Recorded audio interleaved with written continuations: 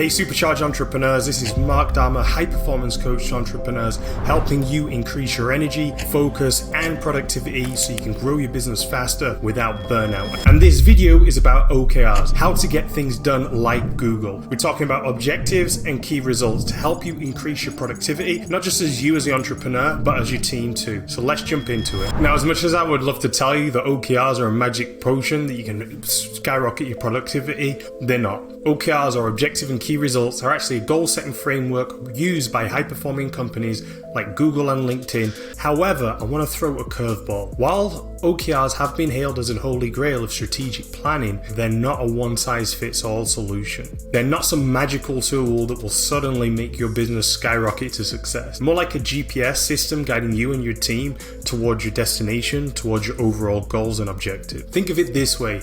Let's say you want to drive from New York to Los Angeles.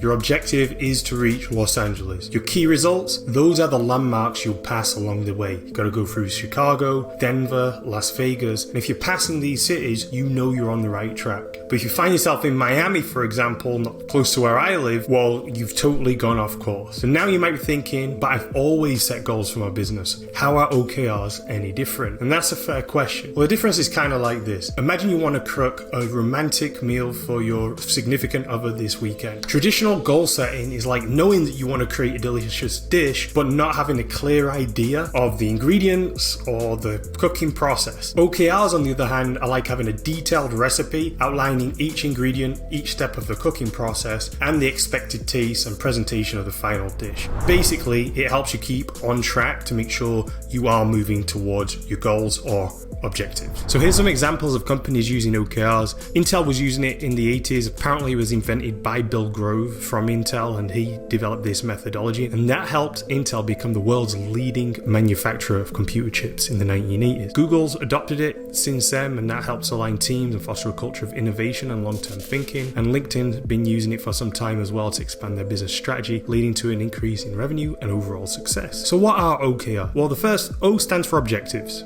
Objectives are high-level goals that define what you want to achieve in a given time frame. And I'm going to be sharing exactly how to come up with your own objectives in a moment. And key results are measurable outcomes that indicate progress towards your objectives. Now, this is the way most people mess up on the key results. So I'm going to show you how to avoid messing up on the key results. How they work. OKRs are set, tracked, and evaluated on a regular basis to ensure you're moving towards your goal. And this is probably the biggest mistake, the tracking part of it. This can actually ruin a company's culture. So at the end, I'm going to tell you how to avoid that big mistake. And in fact, the teams that are using OKRs, this is usually their biggest complaint. So we'll go cover that at the end. All right, so the OKR formula is we will, then your objective, as measured by these key results. I'm going to be breaking this down in detail. Basically, you or your team, or ideally both, will have these OKR, will use this OKR formula. So what your objective is, as measured by. That is it. There's a little bit more to it, which we'll get into right now,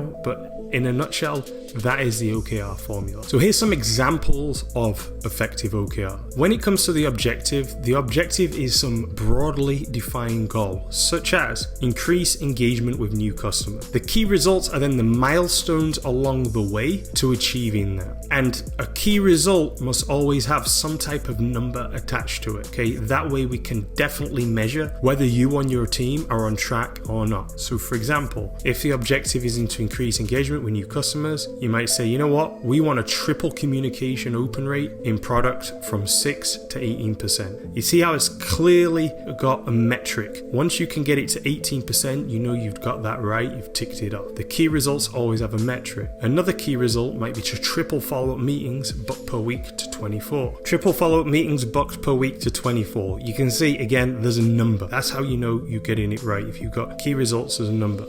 Achieve service quality rating of 9.5 or higher, and reduce response time by 300%. Now see here, there's no more than 4 key results. Actually, Bill Grove recommended no more than 5 key results per objective. How do you come up with your key results? Well, you think about what are the milestones we'd need to hit in order to hit this objective. Again, it's like the analogy of driving from New York to Los Angeles. Where would we need to stop in order to get to Los Angeles? Where would we need to drive through? So it's really important you and the team spend some time to figure out what the biggest objectives that you could accomplish to make your business, to drive the business results you want. And then from there, you take the time to figure out, well, what would the key results be? Here's some other examples of objectives. You might want to sell 10 million in bookings. So these are your key results: 1,000 deals worth 10 million, generate 50,000 marketing. Another objective might be to have ecstatic customers. And here's how you'd figure that out. You collect feedback from 20 customers a month. You want to boost your customer retention to 97% and increase your NPS score to 10. So you can see that the objectives don't have to have a number, okay? They can be broadly defined goals, whereas the key results want to be very specific and have some type of numbers so you can measure and track your progress towards a goal. It's important to remember that OKRs are set on a yearly and quarterly basis. Each way has pros and cons, which we'll go into in a moment. Now, right now you might be thinking, why do I need to do this? Why don't I just stick with setting goals and task lists and so forth? Well, you can, or you can learn from some of the most dominant companies in the world and upgrade your productivity to that. So like I said earlier, there are some limitations of OKRs. While they can be effective for goal setting and business performance tracking, they're not without the challenges. Some common drawbacks include a potential focus on short-term goals. If you're using OKRs quarterly, then it can get you just to focus on a quarter rather than the next 3 years and so forth. But that's really up to you as the entrepreneur to set yourself, your managers, and your employees objectives to be aligned with your long-term business goals. There's an argument that it potentially stifles innovation. If you're focusing on the objective and the key result, then when things come up, some people argue that you're not innovating enough to go the extra step. I disagree with that because OKRs are fundamentally supposed to be a stretch goal. Bill Grove said that if your managers and employees are routinely hitting your OKRs, they're too low. They're supposed to inspire an expansion, a stretch, and in order to hit that stretch goal, innovation is often required. So I dispute that. Now, there is a real risk of fostering competition rather than collaborative environment, but I'm going to tell you how to ensure that does not happen in one of these next slides. So how do you set effective OKRs? Well, you got to be specific on your objective and your key results. If it's vague, probably going to be a vague result. You got to aim high. Like I said, set challenging objectives that push your business to grow. These are stretch goals. Keep it simple. Focus on the objectives that matter most to your business. 1 to 3 objectives per quarter is usually what's recommended. A larger company with more teams available may do 5 objectives, but I have a friend who sold his company for 200 million and he would just focus on 1 objective a year. So I believe less is better. And stay aligned. Make sure your OKRs are aligned with your overall business long-term strategy. If it's not, then you're pulling your teams, you're pulling yourself in a lot of different directions. So here's a few best practices. Of course, your OKRs are supposed to be shared throughout the organization so everybody knows everybody else's OKR. This should stop team members from distracting each other from the OKRs and should help foster collaboration to help each other hit their OKRs. It is normal and helpful for a team members to say, hey, I can't help you with this particular project because these are my OKRs this quarter and I need to stay focused on them. The point of OKRs is to keep you